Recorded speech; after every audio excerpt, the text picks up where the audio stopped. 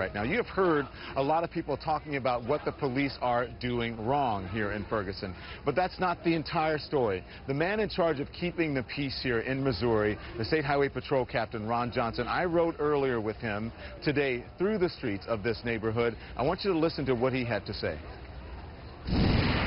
This is what we should have been doing all the time. You just make a look around and just make a U-turn. And this is what this community is saying. If we had had this, I'm sure communities around the country, just policemen coming out and speaking with us. I just wanted to holler at you. Okay, well, I'm glad you did. Okay. All right. It feels good better to walk out here, isn't it? It feels good just to walk and be relaxed back in the neighborhood, doesn't it? Yeah, and be safe. And be safe. I've been in the neighborhood forever, and the first time I felt this way. All right, well, the new days are coming. Oh, yes. All right. Okay. Well, how you doing? Can I get my picture taken with you? Yes. How you doing, man?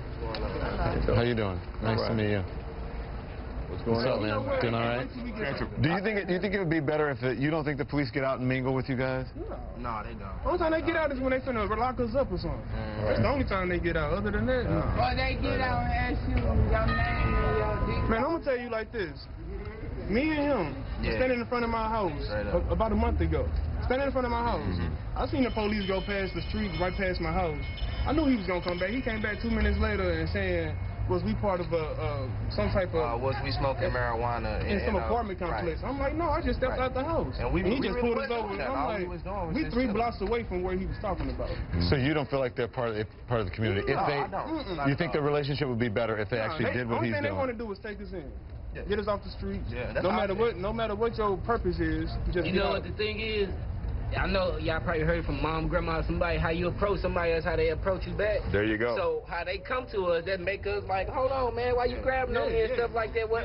Can you explain to me what I did first? Yeah. What was the reason for you even messing with me in the first place? If I'm on the sidewalk, you could have said, why you ain't walking on the sidewalk? Whatever the reason is, he could have got out and approached me like a man instead of cursing.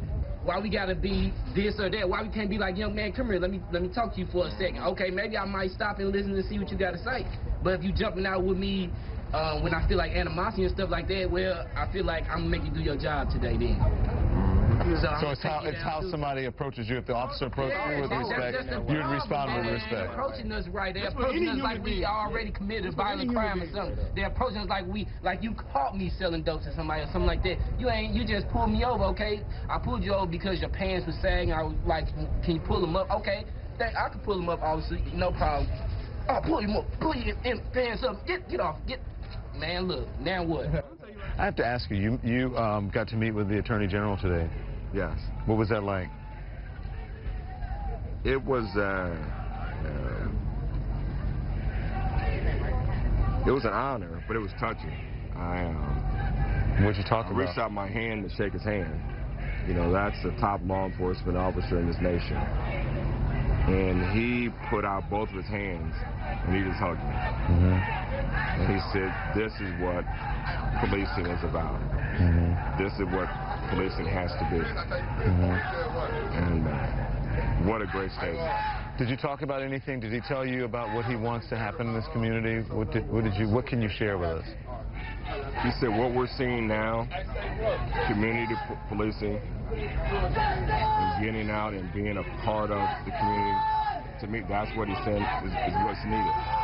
So he talked to you about community policing, not about the case at all? No, he just said, he hugged me and he said, this is what policing should be. He said, what you're doing, what you're showing the people is what policing should be. And that's all we talked about. It probably lasted 2 or 3 minutes, and then he was meeting some community leaders there and talking with them.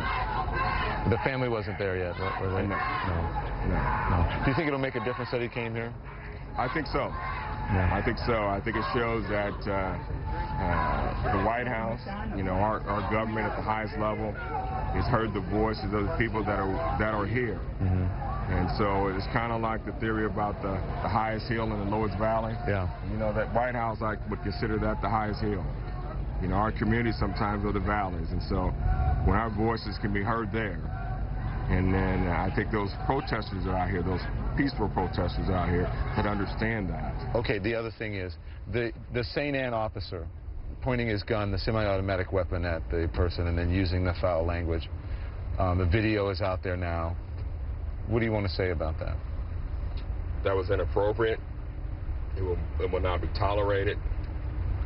His department has been informed of that, and they have instructed that he will not be assigned to this detail for any additional further days. What did you think when you heard about it and you saw the video? I was upset, disappointed, angered, and that is not, and I thought it was disrespectful to every officer that's out here who's been out here since Sunday. So he is the example of what people here in this community want. And here's what I noticed from my time here, that the young men said that they are automatically looked at by members of law enforcement as suspects. You heard the young men there in that story. They're looked up on as suspects. They said they're not looked upon as men. When officers approach them, and usually the officers, it's in between glass, in the car, they're on the street. If they would get out, these guys said, and talk to them and interact with them and treat them like human beings, and the way that they approach them is the way that the guys are going to respond to them. And I think officers, any law enforcement agent will tell you that is the definition of community policing. The only relationship that these people have with the police is usually between the glass of a police car, or if they're coming over for something, being stopped by police. There is no relationship where they get to know each other. That could make all the difference here, and that is a disconnect that is not being talked about around the country, and it is a disconnect that people don't really understand if you don't have that sort of interaction and relationship with police. I think the most profound thing I heard today was from a store owner who was opening his business back up, and he said, this should be a movement and not a moment.